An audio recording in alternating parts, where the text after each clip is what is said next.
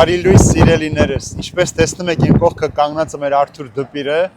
ում ճանաչում եք մեր հաղորդումներից, երբ իրար հետ հաղորդումներ ենք պատրաստում ընտանեկան կյանքի երջանկության հավատքի մասին։ Արթուրը ապրում է Բելգիայում, ես Հայաստանում, բայց այսօր մենք հանդիպել ենք իրար այստեղ, եւ հիմա մեր Արթուրը մի քանի հարցեր պիտի տա, ձեզ հետաքրքրող, որ պիտի պատասխանեմ Արթուրին եւ ձեզ համար։ Տեր հայր ջան, այսպիսի հարց ունեմ ձեզ. ինչպես գտնել խաղաղությունը մեր ընտանիքներում։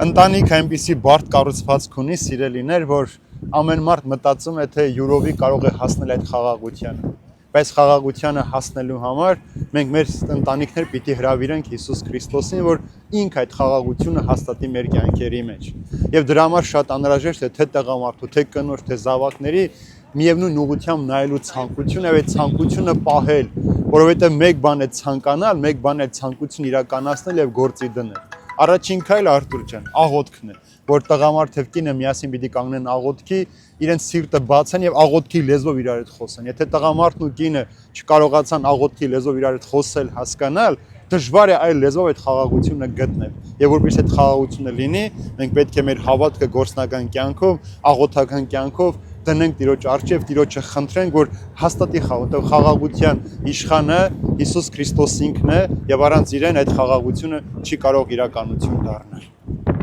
Տեր հայր, իսկ ձեր կարծիքով խաղաղությունը փնտրելուց ընտանիքներում նաև պետք է փորձենք մեր երեխաներին նույնպես դաստիարակել,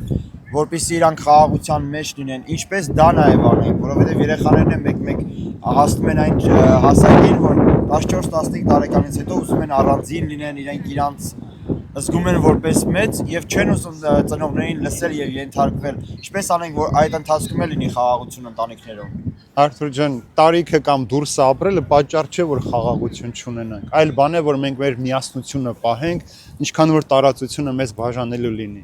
Երբ որ մենք մեր երեխաների հետ աղոթում ենք, մենք աղոթքի միջոցով ինչպես մեր ձեռքերը հիմա բռնում ենք, այսպես աղոթում ենք, մենք զգում ենք իրար։ Այնպես էլ երբ որ ամեն անգամ մենք մեր զավակների ձեռքը բռնած աղոթում ենք, մեր ուժը, մեր ներկայությունը, մեր սերն ենք իրար փոխանցում եւ ինչքան էլ մենք հեռու լինենք ընտանիքներով, երեխան հիմա ուսման պիտի մեկնի, հետո պիտի ամուսնանա, իր ընտանիք ունենա, բայց այդ միասնության ուժը խաղաղության պիտի բերի կապի, որ մենք ամեն մեկս որտեղ է լինենք, իրար համար պիտի ապրենք, իրար համար պիտի աղոթենք եւ բնական է յուրաքանչյուր մարդ ինքը ազատության է ձգտում, ինքն ուզում է ազատ լինել, բայց այդ ազատության մեջ նա պիտի կարողանաս խաղաղությունը պահել։ Ազատությունն էլ ամեն ինչ անել չէ կամ ինքնագլուխ գործունեություն չէ, այլ ազատությունն է, որ դու անում ես այն, ինչը որ նաև դիմացի մարդուն է ուրախություն վաճառում։ Մեր զավակները եւ մենք տարբեր մտածողություններ ունենք, մենք տարբեր ժամանակաշրջաններ ենք ծնվել ու ապրել, բայց դրա հետ մեկտեղ մենք կարող ենք Հիսուսի ժամանակը դնել մեր մեջ եւ այդ ժամանակի շուրջ կառուցել մեր խաղաղությունը, սերը եւ ընտանեկան միասնությունն ու ամրությունը։